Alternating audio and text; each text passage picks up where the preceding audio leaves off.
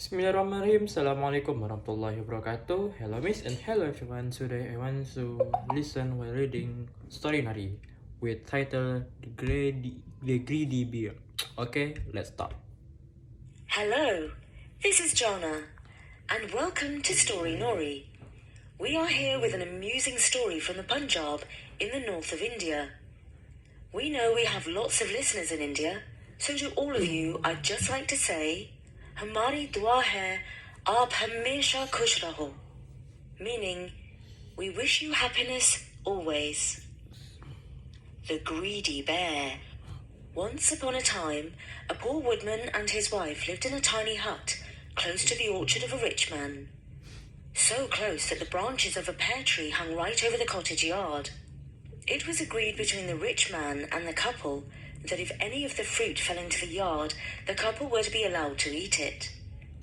So you may imagine with what hungry eyes they watched the pears ripening, and prayed for a storm of wind or a flock of flying foxes or anything that would cause the fruit to fall.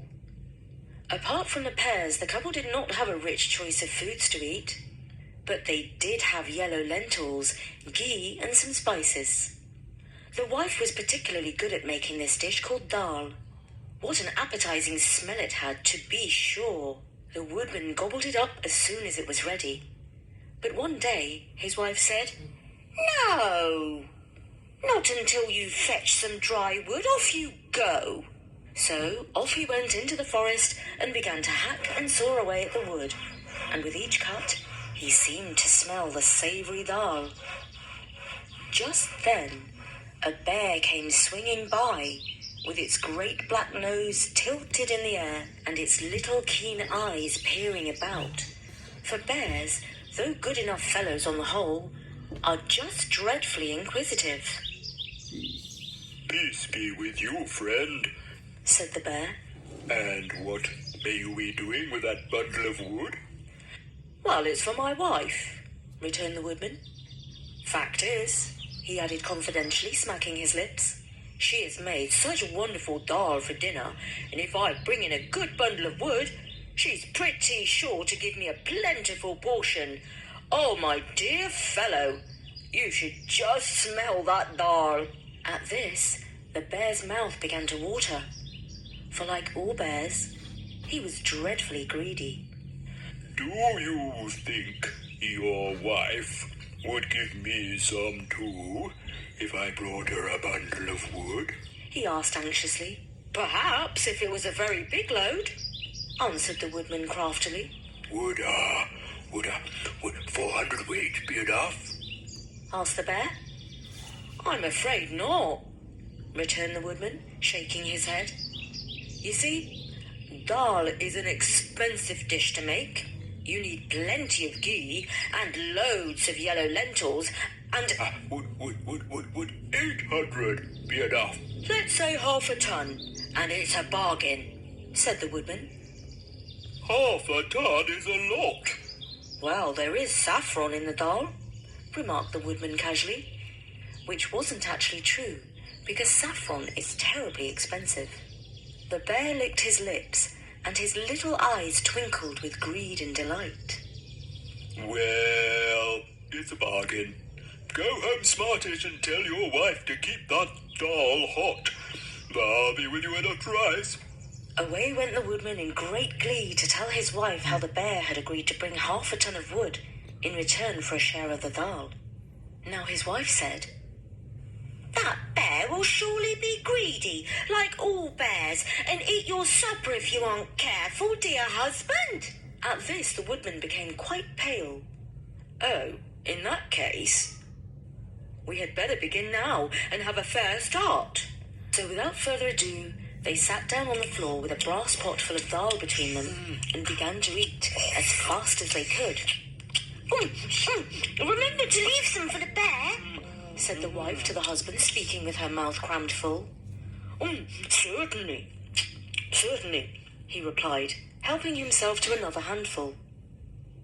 "My dear," cried the husband a little later, with his mouth so full that he could hardly speak, "remember the poor bear." "Of course, my love," returned the wife, taking another mouthful. So it went on till there was not a single grain left in the pot. "What's to be done now?" said the woodman. "It's all your fault for eating so much." "My fault?" retorted his wife scornfully. "Why, you ate twice as much as I did." "No, I didn't." "Yes, you did. Men always eat more than women." No, we don't. "Oh, yes, you do." Well, it's no use quarrelling about it now, is there? said the woodman. The dal's gone, and the bear will be furious. "Well, that wouldn't matter much if we could get the wood," said his wife. "I'll tell you what we must do. We must lock up everything there is to eat in the house, leave the dal pot by the fire, and hide in the attic. When the bear comes, he will think we've gone out and left his dinner for him. Then he will throw down his bundle and come in. Course he will rampage a little when he finds the pot is empty, but he can't do much mischief. And I don't think he will take the trouble of carrying the wood away, do you?" So they made haste to lock up all the food and hide themselves in the attic. Meanwhile, the bear had been toiling and moiling away at his bundle of wood, which took him much longer to collect than he expected. However, at last he arrived quite exhausted at the woodcutter's cottage. Seeing the brass dal pot by the fire, he threw down his load and went in. And then, mercy me, wasn't he angry when he found nothing in it?